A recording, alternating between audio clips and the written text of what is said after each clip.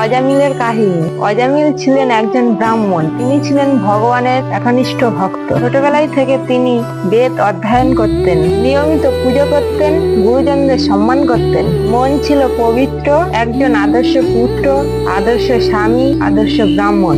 এইভাবে কেটে যাচ্ছিল তার জীবন। একদিন পিতার আদেশে অজামিল বনে গেলেন ফুল, ফল, ঘাস সংগ্রহ করতে। কিন্তু সেই দিন তার জীবনের মোড় ঘুরে গেল। হঠাৎ তিনি দেখলেন এক মাতাল ব্যক্তি আর এক পতিতা ভোগ বিলাসে লিপ্ত। এই দৃশ্য তার মনে এক অদ্ভুত আলোড়ন জাগ। তার ভিতরে শুরু হলো এক দ্বন্দ্ব। না, আমি এটা ভাবতে পারি না। আমি একজন ধার্মিক, কিন্তু আমিও তো যুবক, আমারও তো ইচ্ছা আছে। এই ভাবনা তাকে ধীরে ধীরে দুর্বল করে দিল।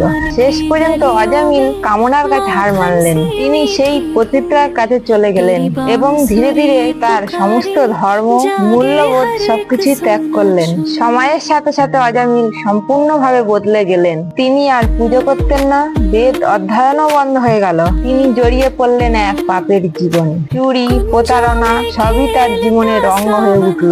এইভাবে বহু বছর কেটে গেল। তারও অনেক সন্তান হয়েছিল পতিতার সেই গর্ভে। তার মধ্যে ছোট ছেলের নাম রাখলেন তিনি নারায়ণ। অজামিল তার সেই ছোট ছেলেকে তিনি খুব ভালোবাসতেন। তিনি সারাদিন তাকে ডাকতেন নারায়ণ নারায়ণ বলে। তিনি বুঝতেই পারতেন না যে এই নাম তার একদিন নাম বদলে দেবে। তিনি বুঝতেই পারতেন না যে এই নাম একদিন তার জীবন বদলে দেবে। অবশেষে সময় এলো তার জীবনের শেষ মুহূর্তে। অজামিল তখন মৃত্যু সজ্জায়। হঠাৎ তিনি দেখলেন ভয়ঙ্কর রূপধারী যমদূতেরা তার চোখের সামনে দাঁড়িয়ে আছে। তাদের হাতে দড়ি, তাকে এসেছে নিয়ে যেতে। ভয়ে কাঁপতে কাঁপতে অজামিল চিৎকার করে উঠে বললেন, নারায়ণ নারায়ণ, আমার পুত্র, এসো আমার। আর ঠিক সেই মুহূর্তে ঘটে গেল এক অলৌকিক ঘটনা। এক আলো ছড়িয়ে পড়লো চারিদিকে। সেখানে উপস্থিত হলো বিষ্ণুদূত এবং বিষ্ণুদূতদের চেহারা উজ্জ্বলতা সেখানে ভরে উঠলো। তারা যমদূতদের থামিয়ে দিল। এই মানুষটিকে তো তোমরা নিয়ে যেতে পারবে না। যমদূতেরা বিস্মিত হয়ে বললেন, কেন?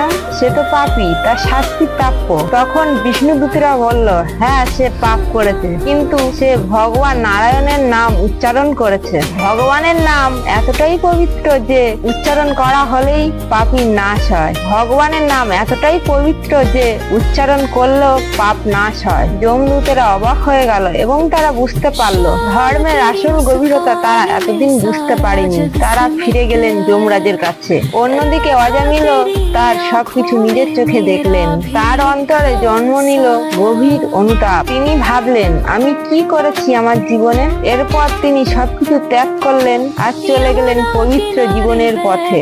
ভগবানের নাম জপ করতে লাগলেন আন্তরিক ভাবে, নারায়ণ নারায়ণ বলে। এবার আর তিনি তার ছেলেকে ডাকছিলেন না, ডাকছিলেন স্বয়ং ভগবানকে। এইভাবে সত্যিকারের